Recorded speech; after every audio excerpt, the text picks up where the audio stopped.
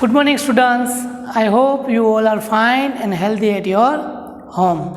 In the previous lecture, we have completed the exercise 4.4. But in the exercise 4.4, I give you a homework in the last lecture, like a question number 2, sub question C, question number 3, sub question C. Okay. So I hope you completed the homework. But if you not completed your homework, I will explain the both examples on the board. Okay? अगर आपको homework ना हुआ हो या तो कोई query हो तो लास्ट लेक्चर में जो मैंने 2 एग्जाम्पल्स आपको होमवर्क में दिए थे वो मैं अभी आपको बोर्ड पे करवाऊंगा, उससे आपको कुछ दिक्कत नहीं होगी. ठीक है. So exercise 4.4 question number 2 sub question C. Sachin score twice as many runs as Rahul. मतलब सचिन का स्कोर राहुल के स्कोर से 2 टाइम्स है. Together they runs fell two short of a double century. Okay. So यहाँ पे सचिन के रन से वो राहुल के रन से डबल है, तो हम किसके रन्स को एज्यूम करेंगे? Rahul. Let Rahul's runs be x. Rahul के रन कितने हैं? X. Then Sachin runs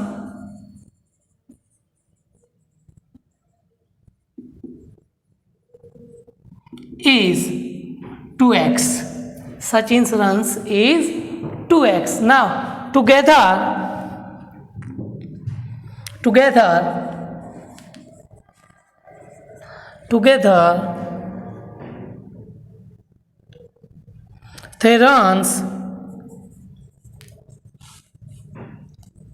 they runs 2 short. What is the meaning of 2 short? मतलब 2 कम होना. Of double century.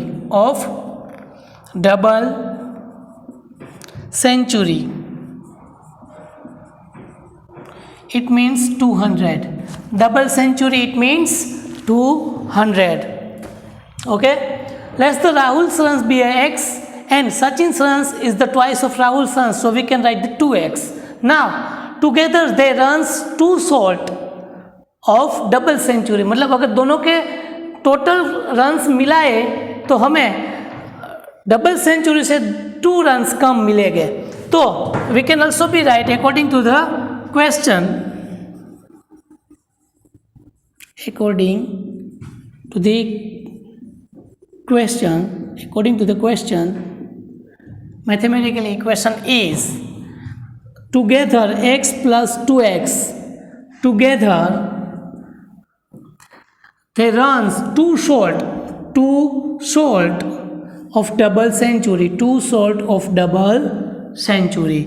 So we can say that x plus 2x it become a 3x is equal to 200 minus 2 198. Now here 3 is the multiplication with x. If we transpose to the right hand side it become in the denominator, so that x is equal to 190x divided by 3. Here 3 6 are 18. 1 3 6 are 18. Then answer will be x is equal to 66. Therefore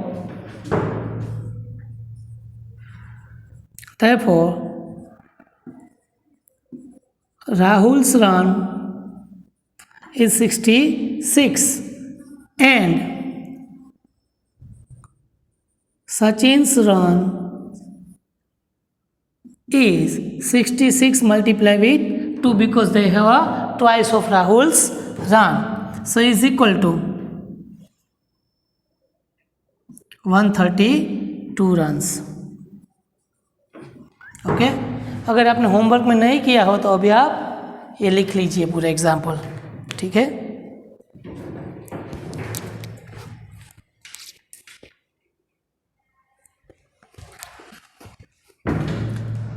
Now the question number 3 of C. What is the question? Here the question is The people of the Sundagram planted the trees in the village garden. Garden में वो plantation कर रहे हैं. Some of the trees were fruit trees. उसमें से कई trees fruits के हैं. ठीक है. The number of non-fruit trees were 2 more than 3 times of number of fruit trees. अब देखो गार्डन में प्लांटेशन हो रहा था, उसमें कई फ्रूट्स, कई ट्रीज फ्रूट्स के थे और कई जो ट्रीज थे वो नॉन फ्रूट्स के थे. Non fruits it become any trees like flower trees, okay, big trees, whatever.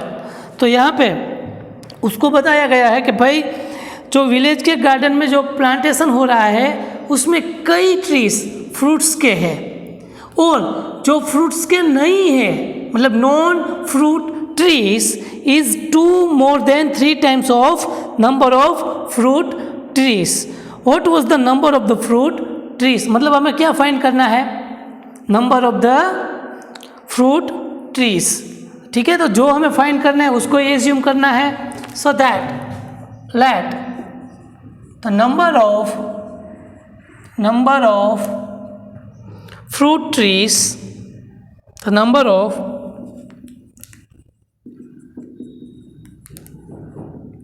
B x, है ना.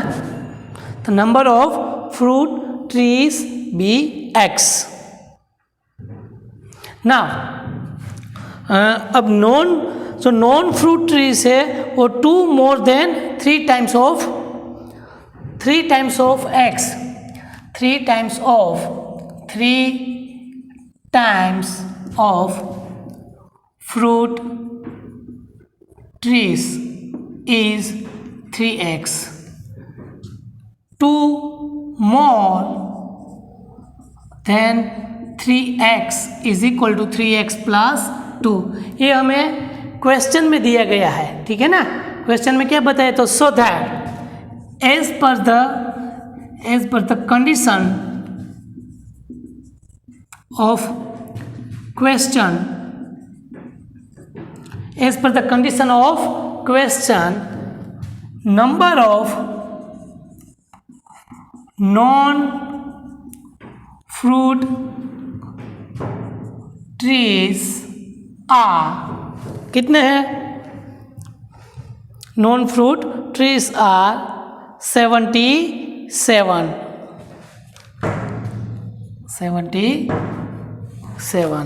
So we can say that according, यहाँ पे आप सभी जगह पे इस तरह से लिख सकते हो, एरो मार्क कर सकते हो. अकॉर्डिंग टू द क्वेश्चन, जो नॉन फ्रूट ट्रीज है वो 77 है और non fruit trees are the 2 more than 3 times of fruit tree. Okay.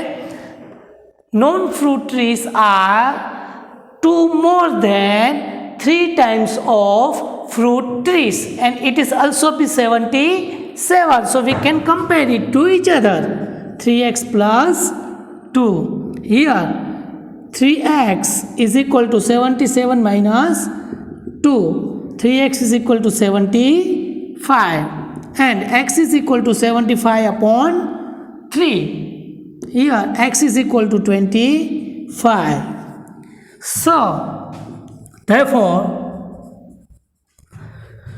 25 trees are fruit trees. Okay, understood? Very good. Write down in your book if you are not done in your homework then.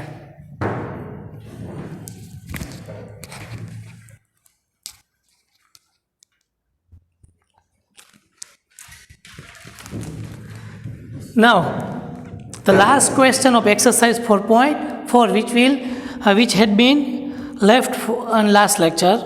Solve the following riddle. I am a number. So we can write let the number be x. Let be the number be x. Tell my identities. We want to find the identities. Take me 7 times. 7 times of number is 7x. Okay, and add a 50 and add a 50. 7x to add a 50 is equal to 7x plus 50. Okay, to reach a triple century, you still need 40. According to the riddle, 7x plus 50 is equal to reach a triple century. To reach a triple century, you still need 40. Still need 40. So that now here 7x plus 50 is equal to 260. 7x is equal to 260 minus 50. 7x is equal to 210. 7x is equal to 210 upon 7. 7 3s are 21. X is equal to 30. The number is 30. Now this chapter is complete. Okay, chapter is complete. Write down the all question and all exercise in your fair book with the net handwriting. Okay, here chapter 4 is completed here. Thank you.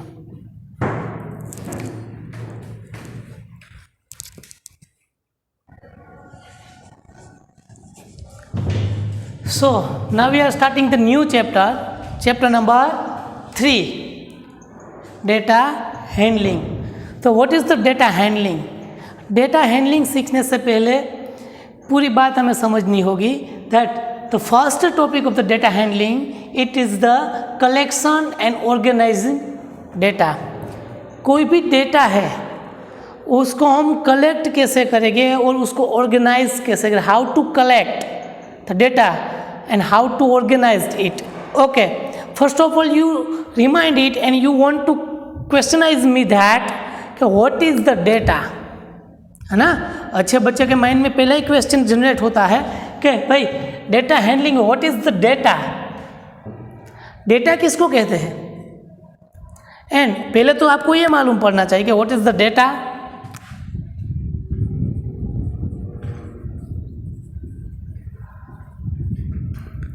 Second question आपके mind में ये होना चाहिए, how to collect it.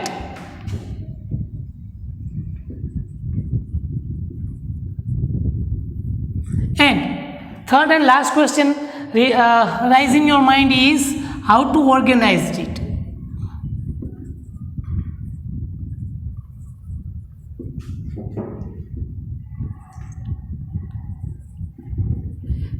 ये 3 question आपके mind में आने चाहिए कि भाई पहले तो डेटा किसको कहते हैं, what is the data. Second question is the how to collect it and third question is the how to organise it. Okay, so first we discuss about the data. आप कहीं से भी कोई भी जगह से भी कोई चीज़ आप पूछते हैं, न्यूमेरिकल पूछते हैं. फॉर एग्जाम्पल मैं पूछूं कि give me the number of the student who are absent in the last week. Okay, तो जो आप मुझे डेटा दोगे, जो आप मुझे इंफॉर्मेशन दोगे, वो इस इंफॉर्मेशन को मैं डेटा के तौर पे लूँगा. समझ आ रहा है. For example if you give me some numbers, if I ask a question that, okay, मैं अगर आपको ये प्रश्न पूछूं कि भाई आप मुझे लास्ट वीक के जो पर डे स्टूडेंट एब्सेंट है उसके सबके नंबर्स मुझे चाहिए. If I ask you a question, give me the number of student whose are absent in the last week. Okay, then you can give me some information as per the number form. अच्छे से समझना, आप मुझे कुछ ना कुछ detail दोगे number के तौर पे। आप इस तरह से मुझे डिटेल दोगे कि भाई 3, 2, 1, 0, 8, 5, 4, है ना। इस तरह से आप मुझे कुछ ना कुछ इन्फॉर्मेशन मास्टर में से देख के बताओगे। तो this information is called data. Okay, this information is called data. ये मैं डेटा के तौर पे इस्तेमाल करूँगा। तो पहली बात तो हो गई कि जो चीज़ की हमें ज़रूरत है, जिससे हमें कुछ नॉलेज मिलता है, जिससे हम कुछ फाइंड कर सकते हैं, मुझे कुछ काम होगा तभी तो मैं आपको पूछूंगा ना कि भाई मुझे लास्ट वीक की अटेंडेंस दो, है ना। मैं क्या चेक करूँगा, मैं चेक करूँगा कि कौन से दिन पे सबसे कम स्टूडेंट गैर हाजिर है, एब्सेंट है, ठीक है, कौन से दिन पे ज़्यादा स्टूडेंट एब्सेंट है, मैं ये देखूँगा। तो उसका मुझे कुछ ना कुछ काम होगा, इसीलिए मैं वो देखूँगा। तो कुछ ना कुछ इंटेंस के लिए मैं अगर कोई इन्फॉर्मेशन कलेक्ट करता हूँ ना, it's called a data. Sharply सुनिए, कोई ना कोई काम के लिए, कोई ना कोई इंटेंस के लिए मैं जो इन्फॉर्मेशन कलेक्ट करता हूँ, उस इन्फॉर्मेशन को मैं डेटा कहूँगा। क्या कहूँगा? डेटा कहूँगा। ओके, अब डेटा तो मुझे मिल गया, दिस इज द डेटा। मेरे पहले क्वेश्चन का आंसर मिल गया कि भाई कोई इंटेंशन के लिए अगर कोई मैं इन्फॉर्मेशन कलेक्ट करता हूँ तो वो इन्फॉर्मेशन को मैं डेटा के तौर पे लूँगा। हाउ टू कलेक्ट इट, इस तरह से मैं कोई भी डेटा कलेक्ट कर सकता हूँ किसी के पास से। वो सॉफ्ट में भी हो सकता है, हार्ड में भी हो सकता है, मेमोराइज भी हो सकता है। तो मैं डेटा इस तरह से लूँगा। अब डेटा लेने के बाद आपको कैसे पता चलेगा कि कौन से दिन की एब्सेंट है ये? 3 student were absent, but which day? We can't जज इट। ओके, यहाँ पे मेरे पास डेटा है 1, 2, 3, 4, 5, 6 डेज के डेटा है। ओके, मंडे टू सैटरडे के। पर मुझे कैसे मालूम पड़ेगा कि कौन से दिन कितने स्टूडेंट एब्सेंट है ना। तो इस डेटा को मुझे ऑर्गेनाइज करना पड़ेगा। क्या करना पड़ेगा? ऑर्गेनाइज। किस तरह से करूँगा? तो कि मैं यहाँ पे एक टेबल के तौर पे यहाँ पे डेज और absent students, so days and absent students का मैं टेबल बनाऊंगा। Like a Monday where 3 student absent, Tuesday where 2 student absent, Wednesday where 1 student absent, Thursday where 0 student absent। कोई एब्सेंट ना हो तो वी कैन राइट 0, मतलब full attendance. Friday 8 student absent and Saturday, Friday को test होती है ना, and Saturday 5 student. It's called a organisation of data.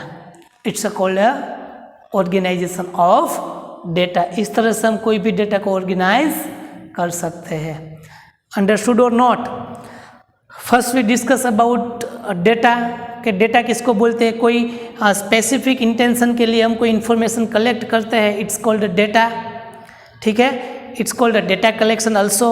And if the data is write very clearly with the table to understand, it's called organisation of data. Okay, तो आगे की बात करें, ये तो बात खत्म हो गई कि भाई collection and organisation of data किसे कहते हैं। कि कोई स्पेशली ज़रूरियात के लिए, कोई नीड के लिए हम कोई इन्फॉर्मेशन कलेक्ट करते हैं, it's called the collection of data. And उसको समझने के लिए, चलो मैंने तो यहाँ पे लिख लिया, मुझे मालूम पड़ गया ये Monday, Tuesday, Wednesday, Thursday, Friday. कोई थर्ड पर्सन को पता होगा तो उसे क्या मालूम पड़ेगा ये क्या है। तो कोई थर्ड पर्सन को दिखाने के लिए, जिससे वो थर्ड पर्सन इसे देखते ही मालूम पड़ जाए। अगर आप ये कोई भी किसी भी पर्सन को आप ये टेबल दिखाओगे तो उसको मालूम पड़ जाएगा this is the chart of the absent students per day, है ना। कोई थर्ड पर्सन इसको अच्छे से देख के समझ जाएगा और वो आंसर भी देगा कि भैया फ्राइडे को maximum student were absent and Thursday को मिनिमम स्टूडेंट वर एब्सेंट. तो it's called organisation of data. अब बात आपके माइंड में ये राइज होगा क्वेश्चन कि डेटा कलेक्ट करने से क्या सर, डेटा कलेक्ट करने से क्या फ़ायदा. डेटा तो कलेक्ट हो गया, इतना समझा दिया. अब आगे, तो आगे रिप्रेजेंटेटिव वैल्यूज़, कोई भी डेटा हम कलेक्ट करते हैं उस पर हम मैथमेटिकली ऑपरेशन चलाते हैं. क्या करते हैं? मैथमेटिकली ऑपरेशन, और उससे हम कोई अलग वैल्यू फाइंड करते हैं. It's called a representative value. Representative value 4 है अभी हमारे पास in the 7th standard. First is mean, then range, then median and mode. We have a 4 representative value: mean, median, mode and range. Okay, now the representative value में हम first पढ़ेंगे average. It's called average also, arithmetic mean और average. अब average word तो आपने कई बार सुना होगा, है ना. इस बच्चे की एवरेज इतनी है ना, इस बच्चे को एवरेज मार्क इतने मिले. फॉर एग्जांपल कि भाई हेतवी है, वो average every day 3 hours reading करती है ना. हरा है, वो एवरी डे 4 आवर्स क्रिकेट खेलती है. इस तरह से हम कोई भी नंबर्स के एवरेज निकालते हैं. तो एवरेज वर्ड वो हमारे लिए न्यू वर्ड नहीं है, क्योंकि एवरेज तो हमने कई बार सुना है कि भाई एवरेज क्या. तो अब है वो एवरेज का equation. It's called also be mean, और आपको इसको एवरेज भी लिख सकते हैं. Average is equal to sum of all observation upon the number of observation. Okay, तो एवरेज और arithmetic mean is equal to sum of all observation upon the number of observation. एक एग्जाम्पल, छोटा सा example से मैं आपको करवाऊं.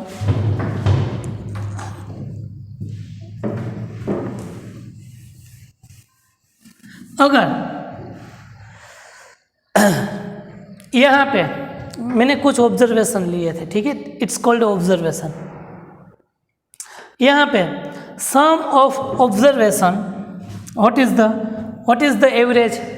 अगर मैं ऐसा बोलूँ कि मुझे एक वीक के स्टूडेंट की एवरेज एब्सेंट चाहिए, कि मतलब एवरेज कितने एब्सेंट रहते हैं. We want to find how many student average absent in this week. Then we can find mean is equal to sum of observation upon total observation. Now sum of observation is 3 plus 2 plus 8 plus 1, 3 plus 2 plus 1, not 8, 1, 0, 8 and 5 upon, this is the sum of observation. Okay, जितने भी observation है सभी का आपको sum लेना है, divide by number of observation 1, 2, 3, 4, 5 and 6. Number of observation 6. Now we get the addition of 3 plus 2 5, 5 plus 5 10, 10 plus 18. यहाँ पे मैं कुछ चेंज कर देता हूँ.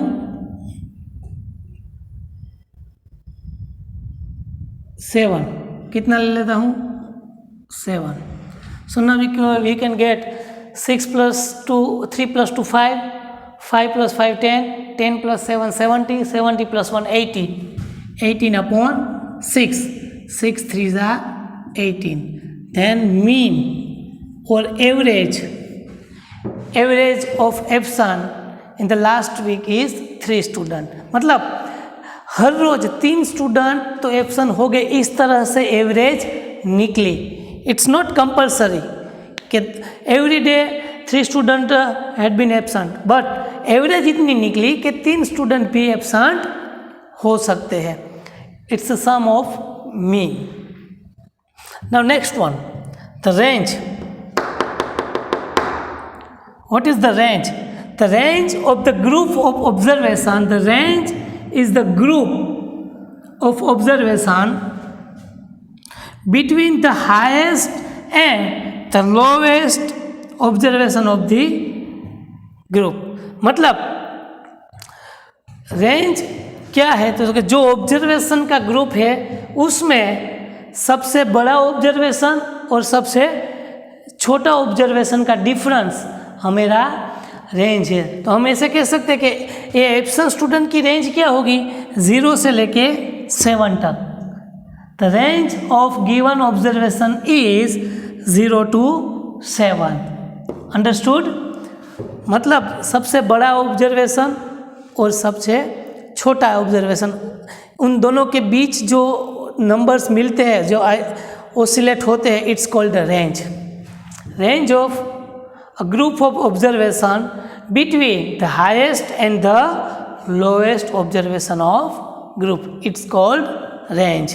Range is 0 to 7 because in this observation group lowest observation is 0 and highest observation is 7. So we can say that range of given observation is 0 to 7.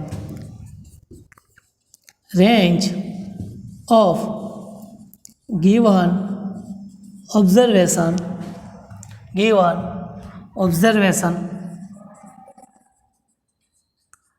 is 0 to 7.